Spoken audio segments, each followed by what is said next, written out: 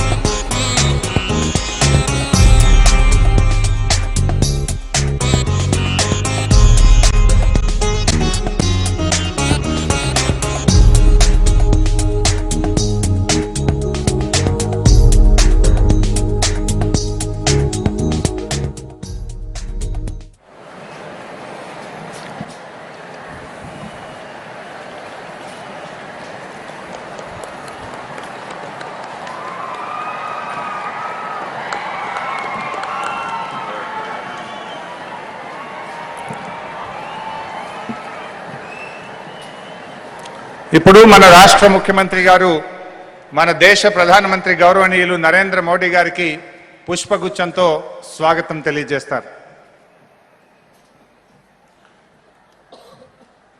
గౌరవనీయులు శ్రీ నరసింహన్ గారికి పుష్పగుచ్చంతో మన ముఖ్యమంత్రి గారు స్వాగతం తెలియజేస్తారు.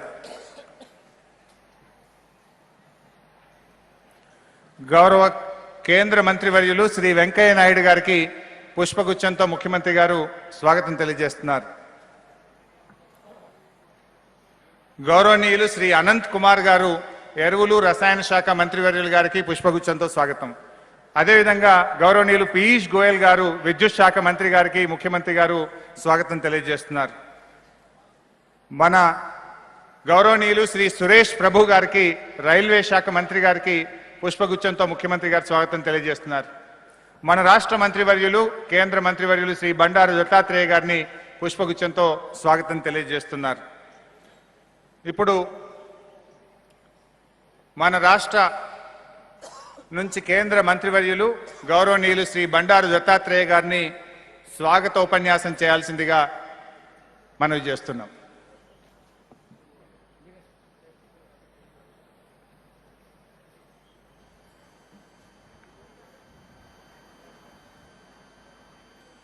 ఈరోజు తెలంగాణ ఏర్పడిన తర్వాత భారత ప్రధానమంత్రి శ్రీ నరేంద్ర మోడీ గారు మొట్టమొదటిసారిగా తెలంగాణ రావడం మనందరికీ చాలా సంతోషకరమైనటువంటి విషయం. ఈ సభ వేదిక మీద ఉన్నటువంటి ఒక గౌరవనీయులు తెలంగాణ మరియు ఆంధ్రప్రదేశ్ రాష్ట్రాల యొక్క గవర్నర్ శ్రీ నరసింహన్ గారు, అలానే మన ప్రియతమ ముఖ్యమంత్రి తెలంగాణ రాష్ట్ర ముఖ్యమంత్రి శ్రీ చంద్రశేఖరరావు గారు, కేంద్ర మంత్రివర్యులు గౌరవనీయులు వెంకయ్య నాయుడు గారు, అనంత్ కుమార్ గారు, సురేష్ ప్రభు గారు, పీయూష్ గోయల్ గారు, చీఫ్ సెక్రటరీ రాజీవ్ శర్మ గారు, తెలంగాణ రాష్ట్రం యొక్క ఉప ముఖ్యమంత్రి కడియం శ్రీహరి గారు, మిగతా మంత్రులు, పార్లమెంట్ సభ్యులు, చైర్మన్లు, మిగతా అందరూ కూడా నేను పేరు పేరున హృదయపూర్వకమైనటువంటి స్వాగతం పలుకుతున్నాను. ఇది చాలా గొప్ప దినం.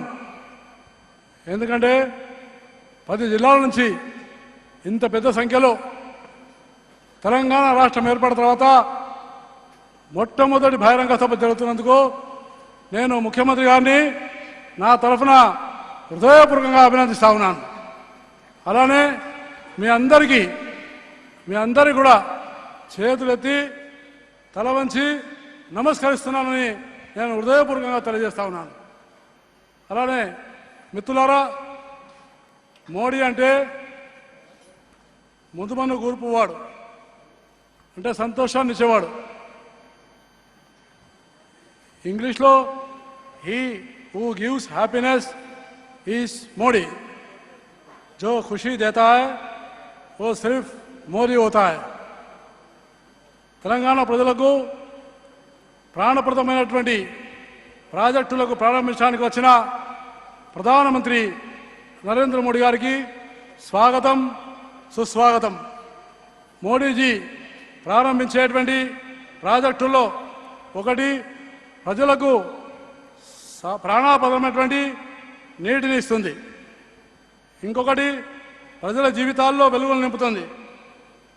ఈ 2 రకాలైనటువంటి ప్రాజెక్టులు 17,000 కోట్ల రూపాయలతో విలువైనటువంటి ప్రాజెక్టులను ప్రధానమంత్రి మోడీ గారు తెలంగాణ ప్రజలకు సంతోషాన్ని ఇస్తున్నారు. అలానే ప్రతి సంవత్సరం 1600 టీఎంసీల యొక్క నీరు గోదావరి జలాలు సముద్రంలో కలిసిపోతున్నాయి.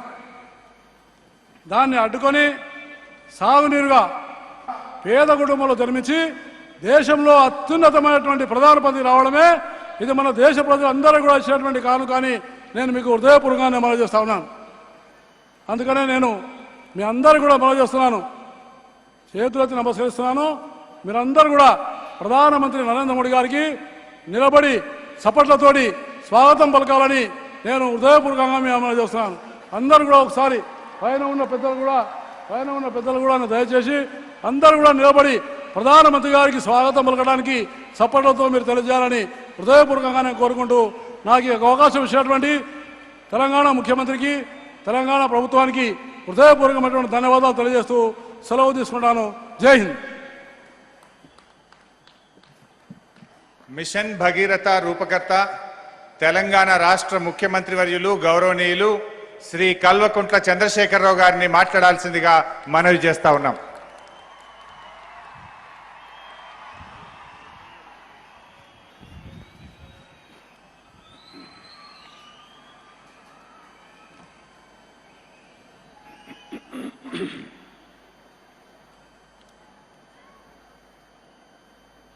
भारत देश के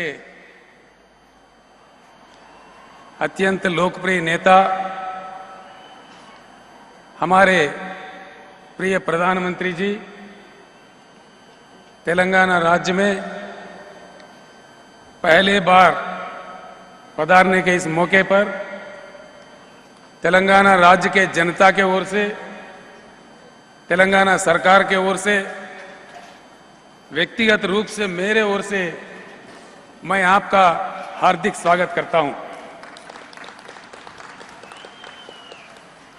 मंच पर बैठे हुए सम्मानित केंद्र मंत्री श्री वेंकैया नायडू जी का, श्री अनंत कुमार जी का, श्री सुरेश प्रभु जी का, श्री पीयूष गोयल जी का, हमारे राज्य केंद्र में मंत्री बने हुए नेता श्री बंडारू दत्तात्रेय जी का मैं हार्दिक स्वागत करता हूं और राज्य के मंत्री हमारे राज्य के गवर्नर साहब का, अन्य नेताओं का, इस सभा में उपस्थित विधायक, पार्लियामेंट मेंबर, राज्यसभा मेंबर और मेरे बहनों भाइयों, आप सब लोगों का इस मौके पर मैं स्वागत करता हूं. మిత్రులారా, వ్యక్తిగతంగా నా పక్షాన, మన రాష్ట్రం పక్షాన, తెలంగాణ ప్రభుత్వం పక్షాన గౌరవ ప్రధానమంత్రి గారికి, గౌరవ కేంద్ర మంత్రివర్యులకు మనందరి పక్షాన నేను వారికి స్వాగతం తెలియజేశాం. प्रधानमंत्री जी, आज मिशन भगीरथ एक महान कार्यक्रम जो 42,000 करोड़ का योजना है, सारे राज्य में हर घर में नल फिट करके कृष्णा और गोदावरी का पानी, स्वच्छ जल देने का जो प्रयास हो रहा है, इस विधानसभा का क्षेत्र से मैं यहीं से विधायक हूं, यहां ये आज भरपूर हुआ है और आपके स्वर्ण हाथों से इसका उद्घाटन होकर ये संपन्न हुआ है. आज से इस विधायक क्षेत्र में 66,800 घरान में आज आप जैसा प्रारंभ किया, हर घर में आज नल से उनके अपने घर में बैठे जगह उनको स्वच्छ पानी, गोदावरी का पानी मिलेगा. इतना महान कार्यक्रम को आज आपने उद्घाटन किया. ये तेलंगाना राज्य के लिए बहुत ही बड़ा शुभ दिन है, शुभ अवसर भी है. आज जो कार्यक्रम आप आधारशिला, जो फाउंडेशन स्टोन रखे हैं, बहुत ही महत्वपूर्ण. उनमें से जो यहाँ का केंद्र और तेलंगाना राज्य के तहत सिंगरेनी कोल कंपनी है, उन्होंने एक 12,000 मेगावाट का पावर प्लांट तैयार कर दिया.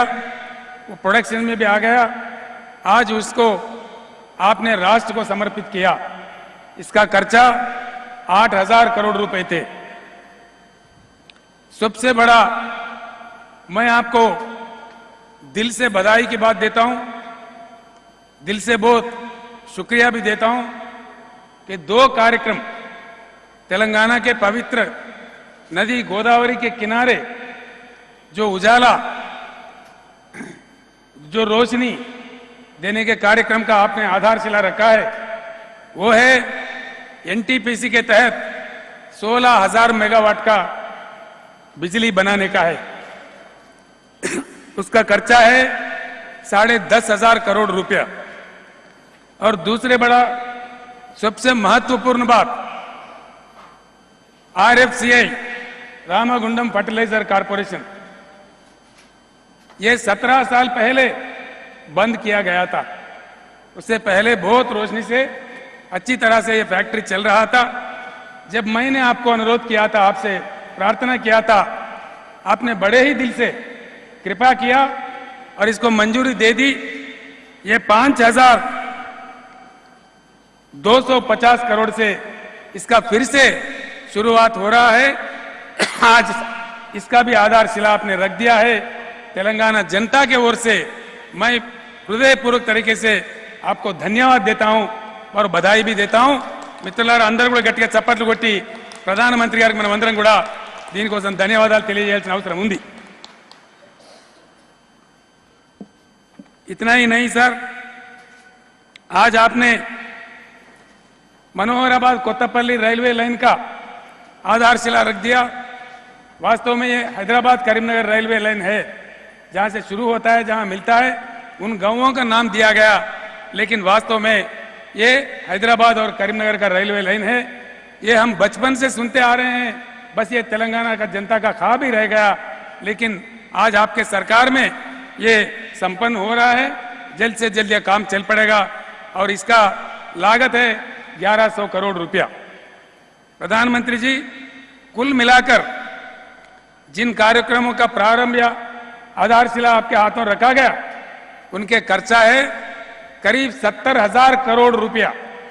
इतने महान कार्यक्रमों में आज आप शिरकत किया, मैं आपको तेलंगाना के जनता के तरफ से मैं हृदयपूर्वक बधाई बात देता हूं, धन्यवाद भी देता हूं। एक बात मुझे यहां कहना पड़ेगा,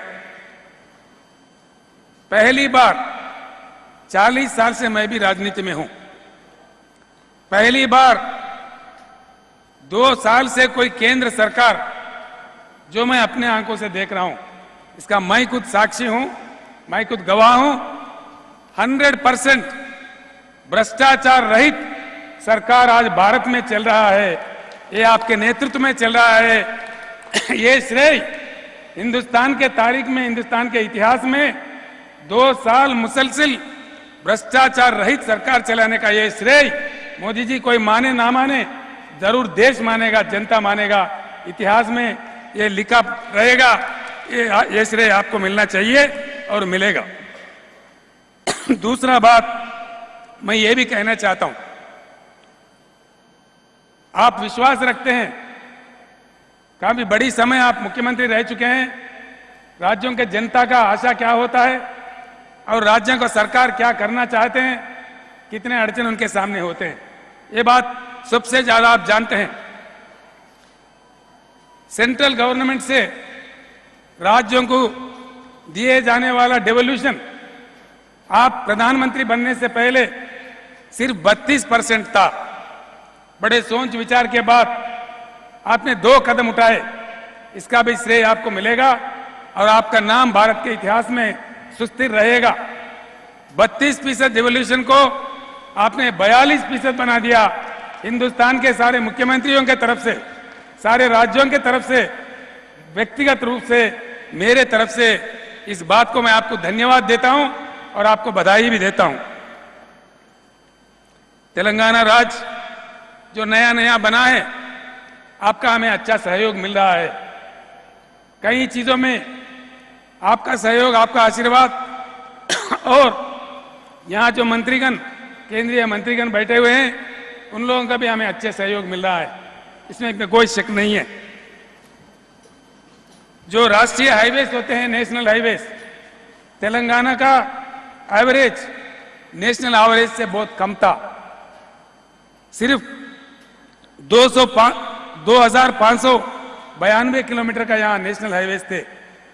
जब आपसे मैंने रिक्वेस्ट किया था, आपने मंत्री जी को आदेश दिया, माननीय नितिन गडकरी जी आपके आदेश को लेकर उन्होंने सैंक्शन किया। एक ही साल में कभी भी तेलंगाना के इतिहास में नहीं था कि 1951 किलोमीटर का नेशनल हाईवे तेलंगाना राज्य को आपने सैंक्शन किया।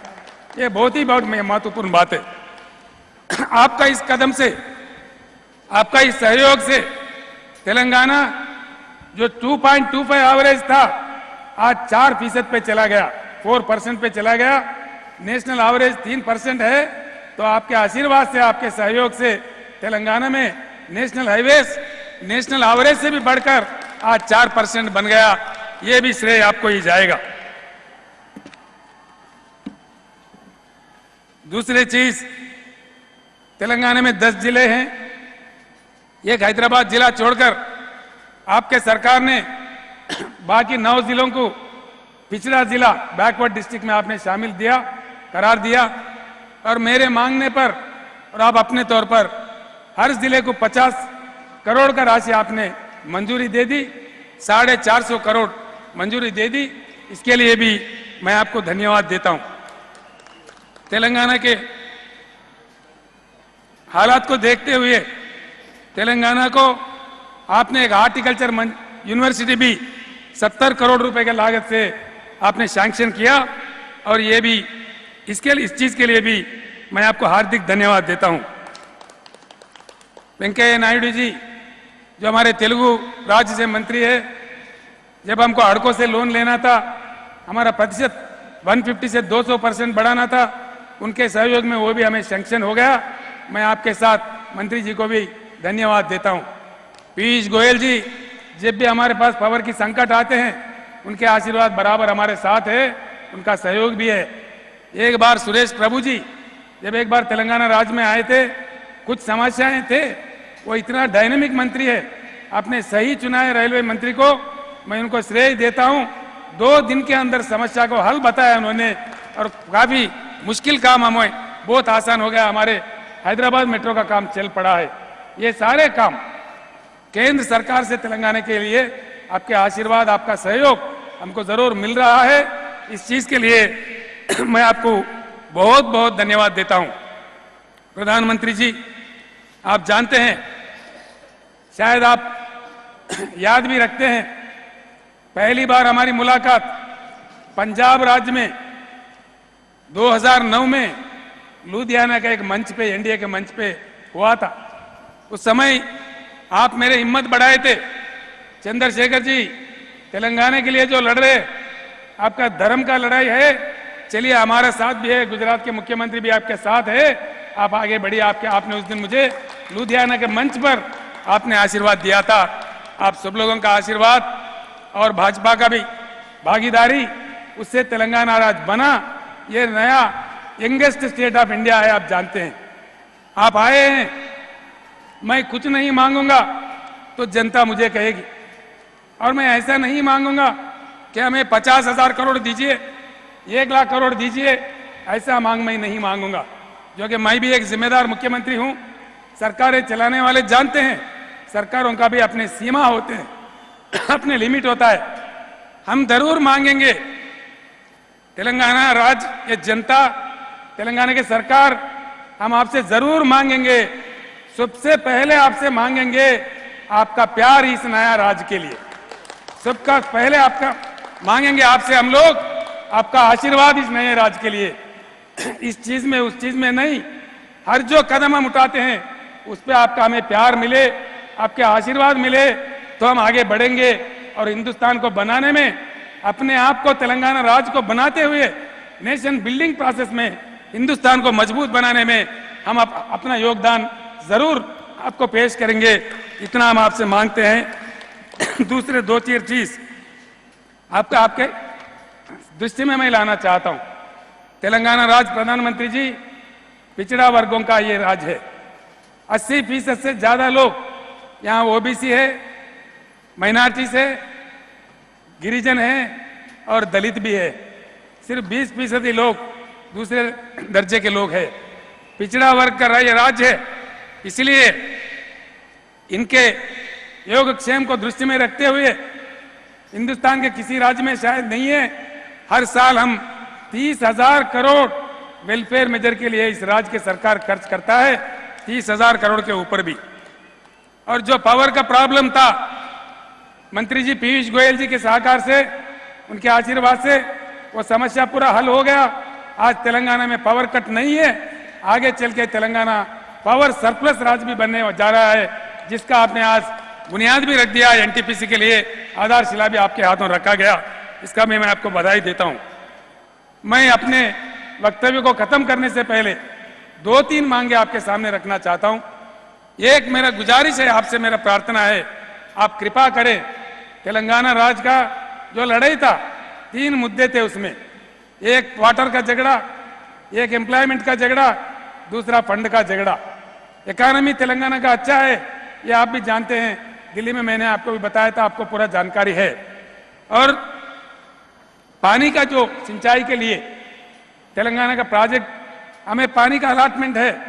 जब आंध्र प्रदेश राज्य था 1300 टीएमसी का पानी कृष्णा और गोदावरी में तेलंगाना के लिए अलॉटेड पानी है। यहां हम प्रोजेक्ट बनाने जा रहे हैं।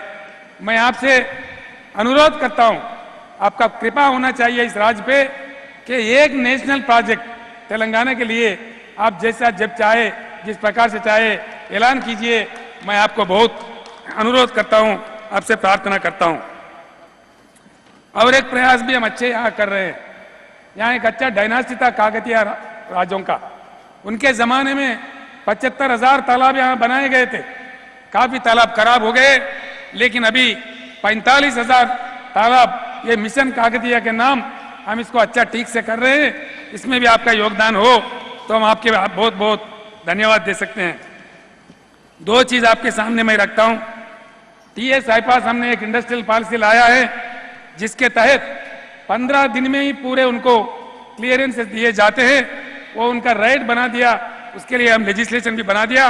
अभी 2303 उद्योगों को 15 दिन के अंदर ही हमने क्लियरेंस दिया है, जिसमें 46,000 करोड़ का इन्वेस्टमेंट आया है और 1,75,000 युवा को इसमें एम्प्लॉयमेंट भी मिला है। ये मैं बड़ा खुशी से आपको ये बात की है। आईपास का जो तेलंगाना का इंडस्ट्रियल पॉलिसी है, इस चीज आपको मैं आपके सामने रखना चाहता हूं। जैसा आप अच्छी तरह जानते हैं, आईटी सेक्टर में तेलंगाना नंबर 1 पोजीशन पे आ रहा है। 75,000 करोड़ का सॉफ्टवेयर हमने हैदराबाद से पूरे दुनिया में एक्सपोर्ट किया है। नंबर 1 पूरा देश में हमको हासिल हुआ है। ये भी मैं आपके सामने रखना चाहता हूं। एक नेशनल प्रोजेक्ट तेलंगाना के लिए मंजूरी दिया जाए, एक ऑल इंडिया मेडिकल इंस्टीट्यूट इसकी मंजूरी दिया जाए, और एक आईआईएम तेलंगाना को दिया जाए, और इंडस्ट्रियल आईटीआईआर जो इंफॉर्मेशन टेक्नोलॉजी इन्वेस्टमेंट रीजन ऐलान किया गया हैदराबाद, इसके लिए भी आपका योगदान, आपका आशीर्वाद चाहिए। इन 4 चीजों का मांग करते हुए फिर एक बार मैं आपसे अनुरोध करता हूं, सबसे ज्यादा हम मांगेंगे तो नरेंद्र मोदी जी का प्यार का मांगेंगे, आपका आशीर्वाद का हम मांगेंगे। आपका प्यार हो, आपका आशीर्वाद तो हो, तो तेलंगाना राज्य इस देश में नंबर 1 राज्य की तरफ आगे बढ़ेगा, तरक्की करेगा। और मेरे बुलाने पर, मेरे कहने पर आपने इतना दूर आके आज 6 कार्यक्रमों को आधारशिला रख दिया। एक महान कार्यक्रम मिशन भगीरथ का उद्घाटन भी कर दिया। इसके लिए मैं आपको धन्यवाद देता हूं। मित्रुलारा, మనం కోరిన వెంటనే हमारे लोगों के लिए 2 शब्द मैं तेलुगु में कहूंगा। आपके लिए मैंने हिंदी में कहा था, मैं उतना उत्कृष्ट हिंदी तो नहीं बोल सकता, लेकिन बात आप तक पहुंचाने में मैं सफल हुआ, मैं ऐसा समझता हूं। నరేంద్ర మోదీ గారిని నేను ప్రార్థించిన వెంటనే వారు వచ్చి ఈరోజు 6 కార్యక్రమాలకు మనకు పెద్ద ఎత్తున శంకుస్థాపన చేశారు। ఒక కార్యక్రమాన్ని మిషన్ భగీరథ ప్రారంభం చేశారు।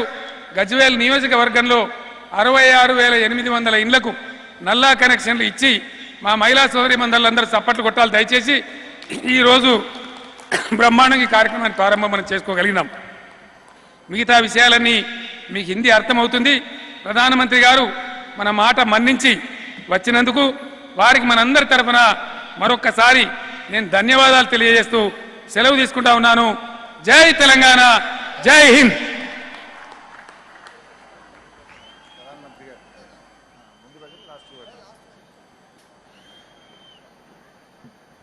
తెలంగాణ రాష్ట్రానికి మొదటిసారిగా విచ్చేసిన మాన్యులు గౌరవనీయులు శ్రీ నరేంద్ర మోడీ గారిని, భారత ప్రధానమంత్రి గారిని ప్రసంగించాల్సిందిగా కోరుతా ఉన్నాం।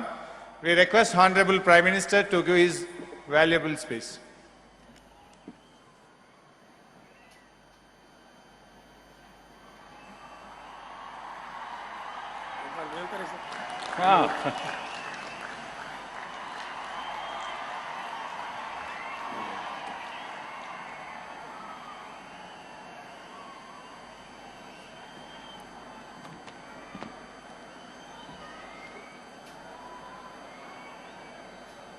तेलंगाना के राज्यपाल श्रीमान नरसिम्हन गारू,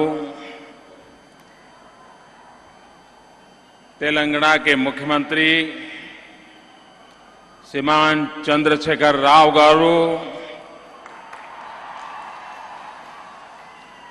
केंद्र में मंत्रिपरिषद के मेरे साथी वेंकैया नायडू गारू, केंद्र में मंत्रिपरिषद के मेरे साथी रेल मंत्री श्रीमान सुरेश प्रभु गारू, केंद्र में मंत्रिपरिषद के मेरे साथी श्रीमान अनंत कुमार गारू, श्रीमान बंडारू दत्तात्रेय गारू, श्रीमान पीयूष गोयल गारू, राज्य विधानसभा परिषद के अध्यक्ष श्रीमान के स्वामी गौड़ गारू, तेलंगाना के सिंचाई मंत्री श्रीमान टी हरीश राव गारू,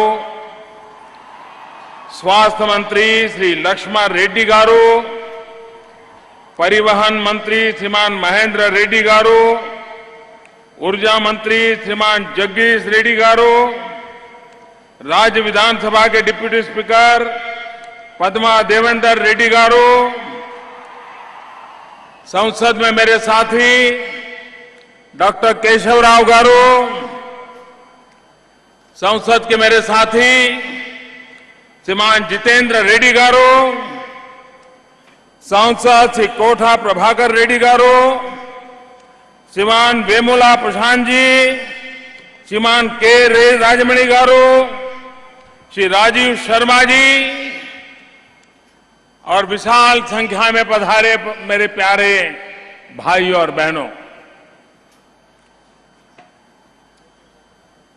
सोदरों सोदरी माणुलारा,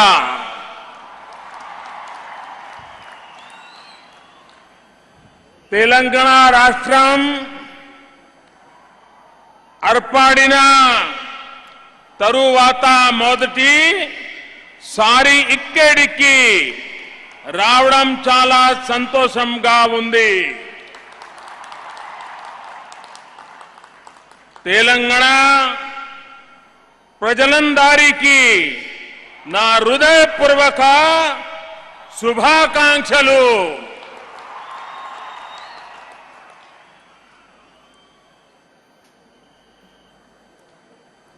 मेरे प्यारे भाइयों बहनों, तेलंगाना बनने के बाद ये मेरी पहली विजिट है और हिंदुस्तान में तेलंगाना सबसे छोटी उम्र का राज्य है। सिर्फ 2 साल हुए हैं, लेकिन 2 साल की इतनी छोटी आयु में तेलंगाना ने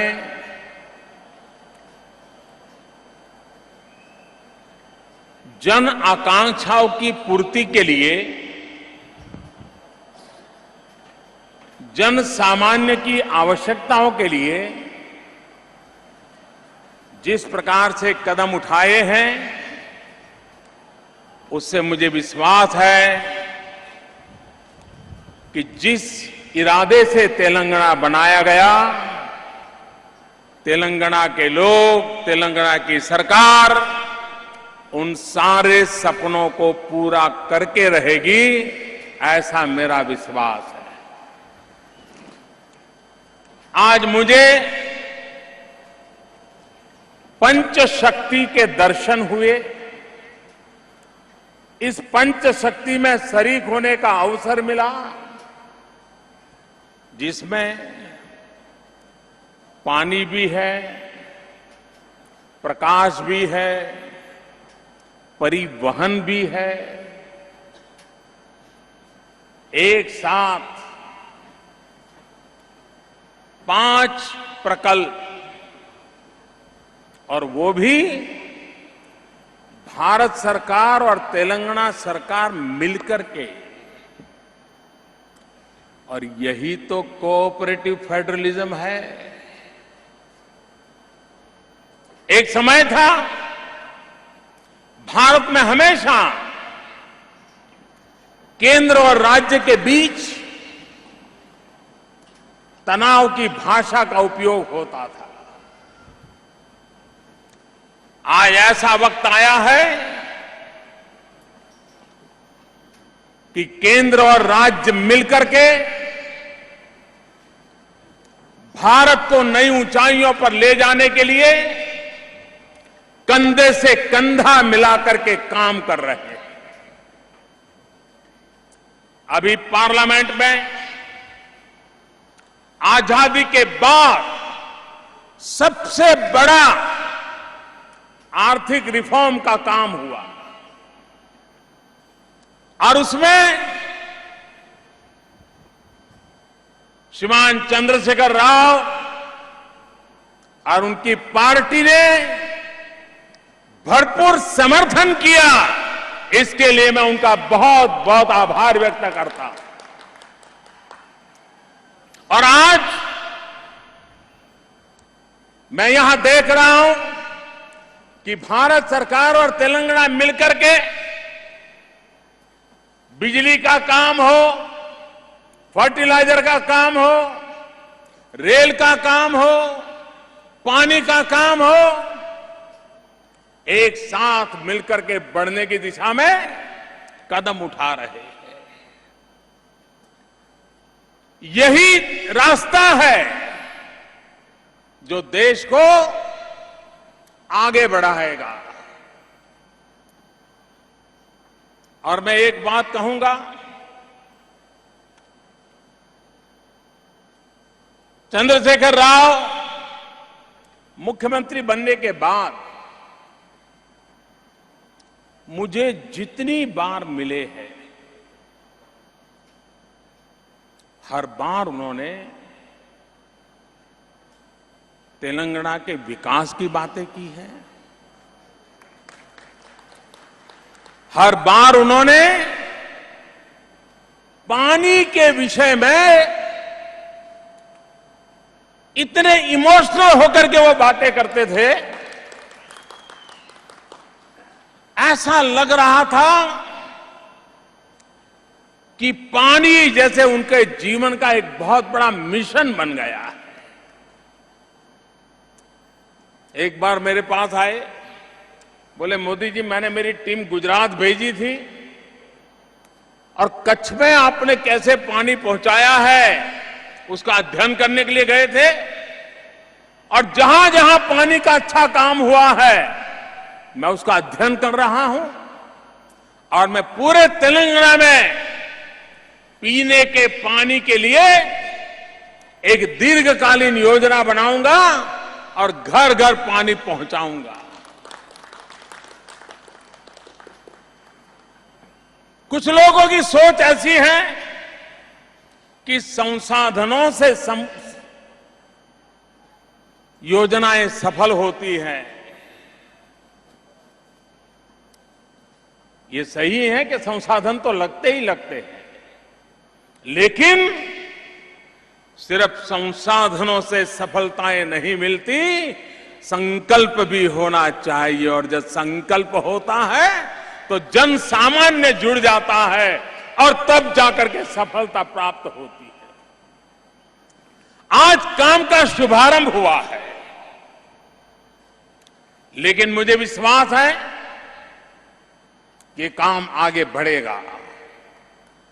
भारत सरकार ने भी एक सपना देखा है, प्रधानमंत्री कृषि सिंचाई योजना।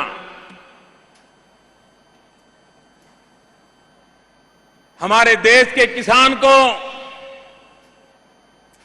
अगर पानी मिल जाए तो मिट्टी में से सोना पैदा करने की ताकत रखता है।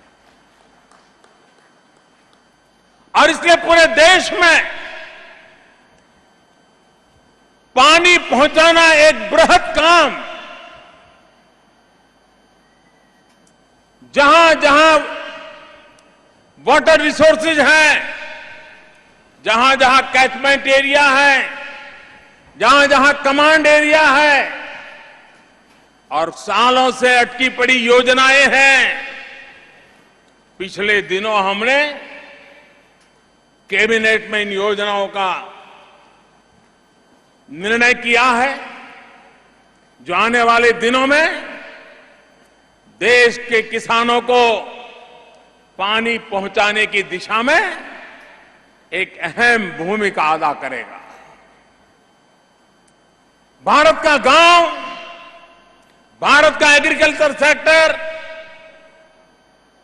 यह हमारी आर्थिक ताकत है। उस ताकत को बल देना, उस पर हम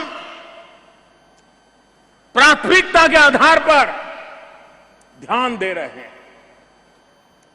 लेकिन मैं ये भी कहना चाहूंगा, तेलंगाना की धरती से देशवासियों को भी कहना चाहूंगा, जब पानी होता है तो हमें कभी पानी का मूल्य समझ नहीं आता है। बहुत प्यास लगी हो और दूर तक कहीं पानी नजर ना आता हो तो इंसान का हाल क्या होता है, जब पानी नहीं होता है तब पता चलता है। लेकिन जब पानी होता है तब सबसे ज्यादा उदासीनता उसके प्रति होती है। और इसलिए यह हमारा नागरिक धर्म है कि हम पानी को बचाएं। अगर पानी बचेगा तो पानी पहुंचेगा, और अगर पानी पहुंचेगा तो एक नई जिंदगी प्राप्त होती है। और इसलिए वर्षा का एक एक बूंद पानी कैसे बचाया जाए। आप में से किसी को अगर पोरबंदर महात्मा गांधी के जन्म स्थान पर जाने का सौभाग्य मिला हो तो मेरा आपसे अनुरोध है कि कभी जाने का मौका मिले तो वहां एक बात जरूर देखिए। कहां पर महात्मा गांधी जन्मे थे वहां तो आप नमन करेंगे, फूल भी चढ़ाएंगे, लेकिन वहां पर आज से 200 साल पहले वर्षा का पानी बचाने के लिए हर घर में क्या व्यवस्था रहती थी, जमीन में पानी का कैसा टैंक रहता था, साल भर पानी खराब न हो जाए उसके लिए क्या टेक्नोलॉजी होती थी।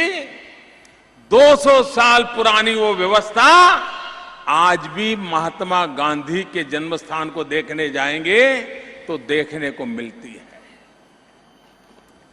200 साल पहले पानी का संकट नहीं था, उस समय भी हमारा लोग पानी के महत्व को समझते थे।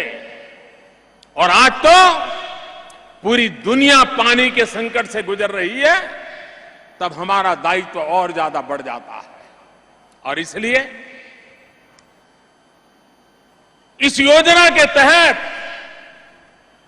सिर्फ पानी पाने का आनंद नहीं होना चाहिए,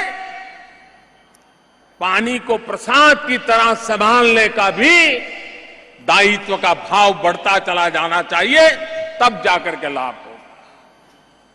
आज यहां एक बिजली के कारखाने का शिलान्यास हुआ, एक बिजली के कारखाने का लोकार्पण हुआ। जो राज्य कभी बिजली की कमी से जूझते थे, शॉर्टफॉल था, आज मैं गर्व के साथ कह सकता हूं कि भारत सरकार और हमारे पीयूष गोयल जी और उनके मंत्रालय ने 2 साल में ऐसी स्थिति पैदा की है कि जो राज्य बिजली के कमी के कारण परेशान थे, ऐसे राज्यों को भी बिजली सरप्लस स्टेट बना दिया गया है। अगर इरादा नेक हो, सामान्य मानवीय की आवश्यकताओं की पूर्ति करने का इरादा हो, तो समस्याओं के समाधान भी निकल आते हैं। और अभी पीयूष जी मुझे बता रहे थे कि पहले अगर तेलंगाना को बिजली खरीदनी होती थी तो 1 यूनिट का करीब करीब 11 साढ़े 11 रुपया लगता था। 1 यूनिट का 11 साढ़े 11 रुपया। भाइयों बहनों, आज भारत सरकार ने जिस प्रकार से बिजली में रिफॉर्म किए, बिजली के उत्पादन को बढ़ाया, ट्रांसमिशन लाइन में खर्चा किया, सारा संतुलित कारोबार किया, उसका परिणाम यह है कि आज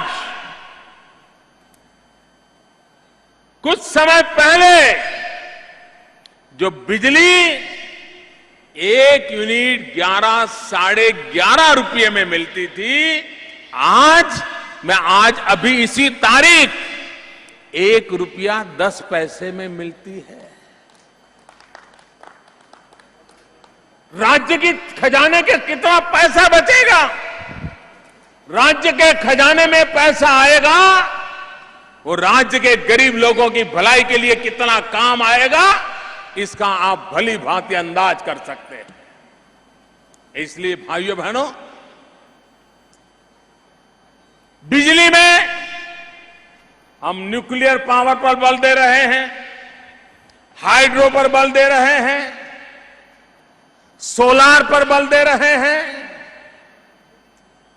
क्योंकि पानी, प्रकाश ये जिंदगी की सबसे बड़ी अनिवार्यता होती है और दोनों चीजें परमात्मा से मिलती है। पानी भी परमात्मा की कृपा से आता है और प्रकाश भी सूरज देवता की कृपा से आता है। और इसलिए सोलार एनर्जी पर बल दिया है। मैं अभी मुख्यमंत्री जी से बात करते बता रहा था कि आपका जो पानी पहुंचाने का प्रयोग है, इसको सोलार एनर्जी के साथ अटैच कीजिए, ताकि पानी पहुंचाने का पूरा प्रयोग बिजली के खर्च से मुक्त हो जाएगा, तो वो इकोनॉमिकली वायबल बनाने में सुविधा होगी। एक जमाना था देश में 1000 मेगावाट से भी कम सोलार एनर्जी थी, 1000 से भी कम। आज 2 साल के भीतर भीतर वो 3000 मेगावाट से भी ज्यादा हो गई है। काम की गति कितनी तेज है, काम का क्वांटम कितना बड़ा है, इसका आप अंदाज कर सकते हैं भाई। आज यहां बहुत वर्षों से जिस रेल लाइन की आप मांग कर रहे थे, आज उस रेल लाइन का शिलान्यास हो रहा है। कितने ही प्रधानमंत्री आके गए, अपने भी आए, बाहर के भी आए। हर बार हर सांसद ने इस रेल लाइन के लिए हर सरकार से मांग की, लेकिन कभी भी दूर दूर तक रेल नजर नहीं आई। आज के युग में विकास के लिए कनेक्टिविटी बहुत आवश्यक है, इंफ्रास्ट्रक्चर का आधुनिक रूप है। और इसलिए हम पूरे देश में आर्थिक विकास को और रेल कनेक्टिविटी को जोड़ करके आगे बढ़ने का काम कर रहे हैं। पहले तो रेल की स्थिति ऐसी थी कि 4 एमपी इकट्ठे होकर के जरा आवाज करें, तो रेल मंत्री कह रहे थे अच्छा ठीक है, एक डब्बा तुम्हें दे देंगे। 4 एमपी और मिल जाए तो कह देते थे ठीक है, यहां पर तुमको एक स्टॉपेज दे देंगे। रेल ऐसे ही चलती थी। हमने आमूलचूल परिवर्तन किया।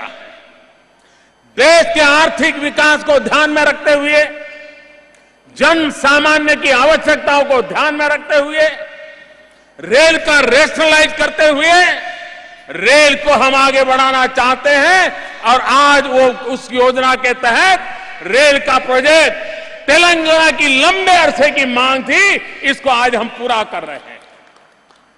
और मुझे विश्वास है कोई अगर रुकावट नहीं आई तो समय सीमा में इस रेल प्रोजेक्ट को भी पूरा कर देंगे और यहां के जन सामान्य की आवश्यकताओं की हम पूर्ति कर देंगे। आज तेलंगाना के इतिहास में पहली बार और सबसे पहला फर्टिलाइजर का कारखाना, उसका शिलान्यास हुआ है। तेलंगाना के पास फर्टिलाइजर का कोई कारखाना नहीं है। किसान को यूरिया चाहिए, किसान को खाद चाहिए।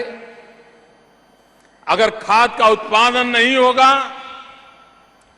तो खाद की बढ़ती हुई मांग है, फर्टिलाइजर की बढ़ती हुई मांग है, उसका हम पूरा नहीं कर सकते। पहले किसानों को खुश करने के लिए फर्टिलाइजर में इतनी सब्सिडी देंगे, ऐसी घोषणाएं होती थी, अखबारों में छप जाती थी, चुनाव निकल जाते थे, राजनेताओं का काम हो जाता था, लेकिन मेरा किसान वहीं का वहीं रह जाता था। क्यों? सब्सिडी की घोषणा तो होती थी, लेकिन फर्टिलाइजर ही नहीं मिलता तो सब्सिडी कहां मिलेगी? यही कारोबार चल रहा था। भाइयों बहनों, हमने बल दिया है किसान को फर्टिलाइजर पहुंचाना। और किसान काले बाजारी में, ब्लैक मार्केट में फर्टिलाइजर खरीदने के लिए मजबूर होता था, यूरिया खरीदने के लिए मजबूर होता था। कुछ प्रदेशों में तो रात रात से फर्टिलाइजर खरीदने के लिए लोगों को कतार में खड़ा रहना पड़ता था। कभी कभी पुलिस लाठीचार्ज करती थी और तब भी फर्टिलाइजर नहीं मिलता था। और जब मैं मुख्यमंत्री बना तो ज्यादातर मुख्यमंत्रियों की मुझे चिट्ठी पहली जो मिली, वो चिट्ठी क्या मिली कि साहब सीजन है, यूरिया की कमी पड़ रही है, हमारे राज्य को इतना यूरिया दीजिए। करीब करीब सभी राज्य प्रधानमंत्री को यूरिया के लिए चिट्ठी लिखते थे। आज मैं बड़े संतोष के साथ कह सकता हूं और मेरे किसान भाइयों बहनों के सामने सर झुका करके कह सकता हूं कि पिछले 1-2 साल से किसी भी मुख्यमंत्री को यूरिया के लिए चिट्ठी नहीं लिखनी पड़ी है। हमारे श्रीमान अनंत कुमार जी के नेतृत्व में फर्टिलाइजर के क्षेत्र में हम एक नई क्रांति लाए हैं। नीम कोटिंग यूरिया, इसके कारण यूरिया में वो ताकत आई है जो जमीन का लाभ करती है, जमीन का भला करती है। नीम कोटिंग के कारण यूरिया में वो ताकत आई है जिसके कारण यूरिया की जो चोरी होती थी और केमिकल फैक्ट्रियों में चला जाता था, सब्सिडी का बिल फटता था किसानों के नाम पर, कुछ लोगों के जेब में सब्सिडी चली जाती थी और फर्टिलाइजर केमिकल वालों के कारखाने में सस्ते दाम पहुंचता था और वो अपना केमिकल बना करके दुनिया में बेचते थे। किसान बेचारा वहीं का वहीं रह जाता था। नीम कोटिंग करने के कारण अब कोई केमिकल फैक्ट्री वाले के लिए 1 ग्राम यूरिया भी काम नहीं आ सकता है। भ्रष्टाचार भी गया, चोरी भी गई, सरकारी खजाना लूटा जाता था वो भी बंद हो गया और किसान को यूरिया आसानी से मिलना शुरू हो गया। आजादी में पहली बार फर्टिलाइजर के दाम कम हुए, एक एक बोरी पर 200 रुपया, 250 रुपया पहली बार संभव हुआ। भाइयों बहनों, अगर समाज की भलाई के लिए काम करते हैं, किसानों के गांव की भलाई के लिए काम करते हैं, तो किस प्रकार से परिवर्तन लाया जा सकता है? अगर यूरिया इसी को एक केस स्टडी बना करके कोई स्टडी कर ले तो उसको ध्यान में आएगा कि एक अच्छी सरकार होती है। और जैसे अभी चंद्रशेखर राव भारत सरकार की ईमानदारी की भरपूर तारीफ कर रहे थे, वे स्वयं भारत सरकार में रहे हैं, उन्होंने भारत सरकार को निकट से देखा है और वे भारतीय जनता पार्टी के नहीं है और वो कह रहे हैं कि सालों के बाद दिल्ली में एक ईमानदार सरकार बैठी है, उसका परिणाम ही आता है, उसका परिणाम ही आता है। लेकिन भाइयों बहनों, हमारी कृषि को हमने बहुत ही बदलाव की आवश्यकता है। ये फर्टिलाइजर वगैरह एक रास्ता है, लेकिन हमें हमारी इस धरती माता की तबीयत का भी तो ख्याल करना पड़ेगा। अगर ये धरती माता बीमार रही तो कितने ही नए नए संशोधन होंगे, लेकिन कभी न कभी ये मां हमसे रूठ जाएगी। और किसान के लिए तो धरती मां से बड़ी कोई मां नहीं होती। और इसलिए हमने सॉइल हेल्थ कार्ड के द्वारा इस धरती माता के स्वास्थ्य की चिंता की है। उसकी कमियां हो तो कैसे पूर्ण किया जाए, उसकी शक्ति है तो कैसे उपयोग किया जाए, उस पर बल देने का प्रयास किया है। इन दिनों गाय के नाम पर बड़ी चर्चाएं चल रही है, लेकिन हिमाचल के हमारे गवर्नर साहब हैं, वो स्वयं कृषि में अनेक प्रयोग करने वाले व्यक्ति हैं। उन्होंने एक बड़ा अभियान उठाया है हिमाचल में। जो गायें लोगों ने छोड़ दी हैं, ऐसी गायों को वो पकड़ पकड़ करके किसानों को दे रहे हैं। दूध नहीं देने वाली गायें किसानों को दे रहे हैं और किसानों को कहते हैं कि आप अपनी खेती के साथ गाय को जोड़ दीजिए। गाय का मलमूत्र, गाय आपकी खेती में एक नई ताकत देगी। उन्होंने स्वयं ने प्रयोग किए हैं, सफल प्रयोग किए हैं। और इसलिए जो भी गौ भक्ति में विश्वास करते हैं, जो भी गौ सेवा में विश्वास करते हैं, इन सबसे मेरा आग्रह है कि हम गाय को कृषि के साथ जोड़ें, एग्रीकल्चर के साथ गाय को जोड़ें।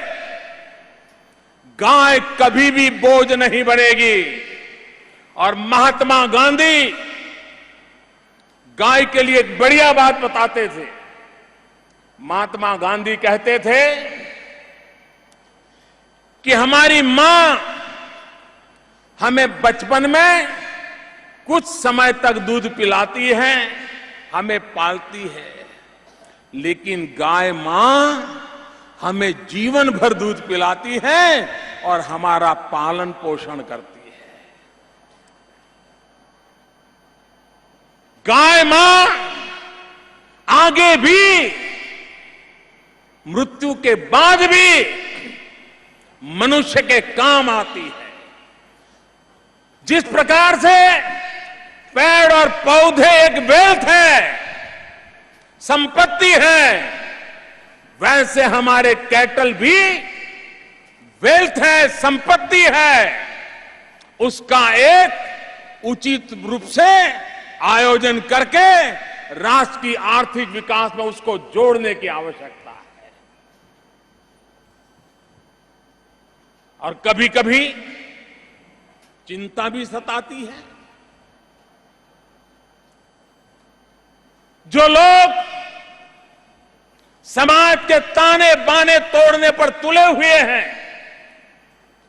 जो लोग समाज को तहस नहस करने पर तुले हुए हैं, जो लोग हिंदुस्तान की एकता की बात से परेशान होते हैं, ऐसे कुछ मुट्ठी भर लोग गौरक्षा के नाम पर समाज में टकराव लाने की कोशिश कर रहे हैं। मैं सभी देशवासियों को कहना चाहता हूं,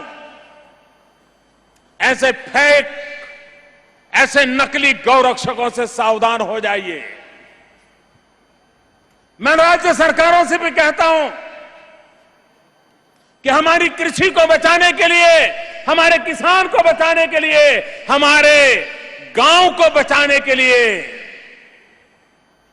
और जो बात विनोबा भावे कहते थे, जो बात महात्मा गांधी कहते थे, जिस गौरक्षा के लिए विनोबा जी ने आमरण अनशन किया था, जिस गौरक्षा के लिए भारत के संविधान में निर्देश है, उस गौरक्षा की बात, जिस बात को गांधी ने माना हो, वो गलत नहीं हो सकती है। लेकिन ये जो नकली गौरक्षक है, इनको गाय से लेना देना नहीं है, वे समाज में तनाव पैदा करना चाहते हैं। और इसलिए मैं सरकारों को कहना चाहता हूं कि आप भी ऐसे नकली गौरक्षकों की छानबीन कीजिए, उन पर कठोर कार्रवाई कीजिए, और साथ साथ मैं सच्चे गौ भक्तों को प्रार्थना करना चाहता हूं, सच्चे गौ पूजकों को प्रार्थना करना चाहता हूं, सच्चे गौ सेवकों को प्रार्थना करना चाहता हूं, आप भी सजाग रहिए। कहीं आपका ये उम्दा काम मुट्ठी भर लोग अपने निजी स्वार्थ के लिए तबाह न कर दें। ऐसे लोगों को एक्सपोज करने में आप भी आगे आइए। ऐसे लोगों की इस प्रकार की प्रवृत्ति करने से खुला कर लीजिए समाज के सामने उनको, ताकि ऐसे लोगों की हरकत न चले। भाइयों बहनों, भारत विविधताओं से भरा हुआ देश है, विविध मान्यताओं से भरा हुआ देश है, अनेक सांप्रदायिक मान्यताओं से चलने वाला देश है। देश की एकता, अखंडता, यह हमारी प्राथमिक जिम्मेवारी है, और इसलिए इसको परिपूर्ण करने के लिए हम सब देशवासियों ने सकारात्मक रूप से गौ सेवा करे, गौ भक्ति करे, गौ पूजा करे, गौ संवर्धन करे। वो तो राष्ट्र की संपत्ति में बढ़ावा करता है, वो राष्ट्र के लिए संकट पैदा नहीं करता है। लेकिन नकली लोग देश को और समाज को तबाह कर देते हैं। उनके सामने जागरूक होने की जरूरत है, ऐसे लोगों को आइसोलेट करने की जरूरत है, ऐसे लोगों को एक्सपोज करने की जरूरत है, ऐसे लोगों को दंडित करने की जरूरत है। तब जाकर के हम सब शान से देश को नई ऊंचाइयों पर ले जा सकते हैं। भाइयों बहनों, हर समस्या का समाधान एक ही बात में है, विकास। हमारी सारी आवश्यकताओं की पूर्ति सिर्फ और सिर्फ विकास के मार्ग से होगी। आज मुझे खुशी है कि राज्यों और राज्यों के बीच विकास की स्पर्धा हो रही है। हर राज्य को लगता है कि मैं उस राज्य में आगे निकल जाऊं। ये तंदुरुस्त स्पर्धा देश को नई ऊंचाइयों पर ले जाएगी।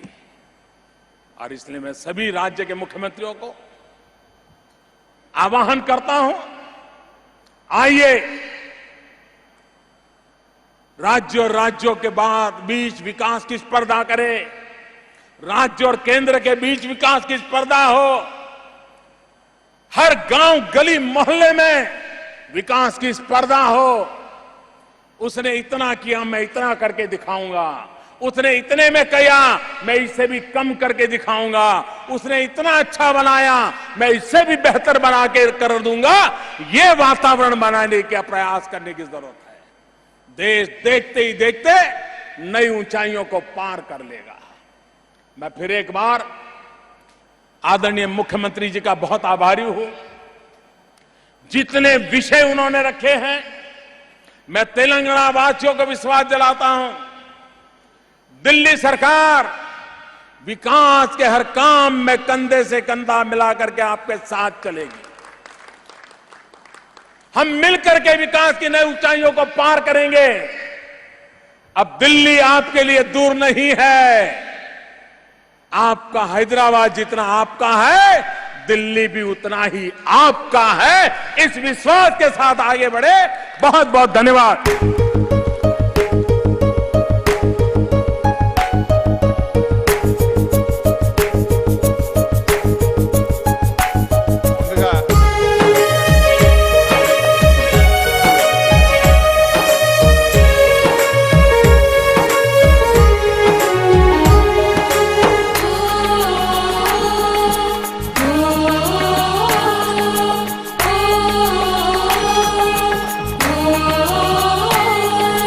నల్లని రేగడి నాగలి కర్రు నవ్వింది వేళ, ఏండ్ల తరబడి ఎండిన తుమ్మకు ఏరే మొలిసేనా.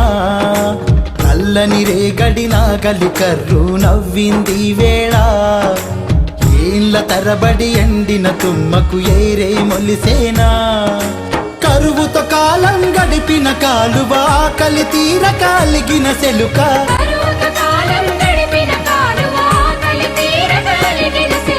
మురిసి ముద్దాడిన ఈ తల్లి శరువమ్మను.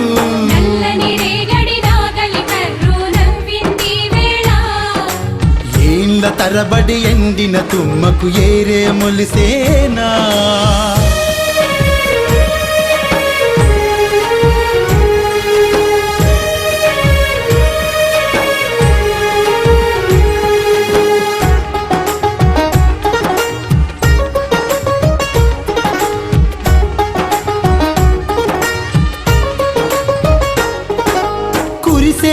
ప్రతి చినుకును తన దోసిళ్లలో దాచెరా,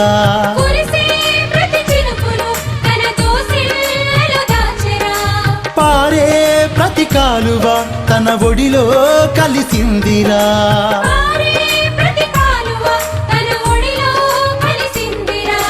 చాపకు ఊపిరి పోసింది, సాకలి బండను తడిపింది, తామర తనువే మురిసింది, తూమే తొనికి సలాడింది, చెరువలుగే పోసింది, రైతన్నకు రాగం నేర్పింది.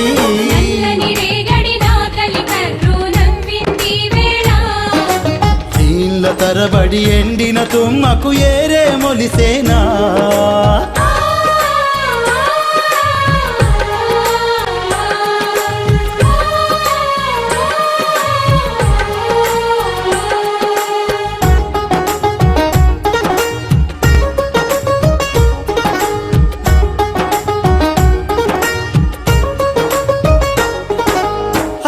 పువ్వుల అందము, తామర పూసిన గంధము,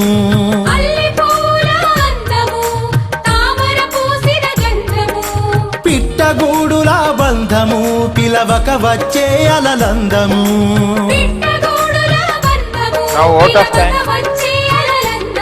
బుడుబుంగ పిట్టల బుడగలు, మురిసీత కొట్టేటి బుడతలు, మా కట్టమై సమ్మ రూపము, కల్లార చూసిన పుణ్యము. మన పండుగ బతుకమ్మరా, చెరువమ్మనే తన కండరా.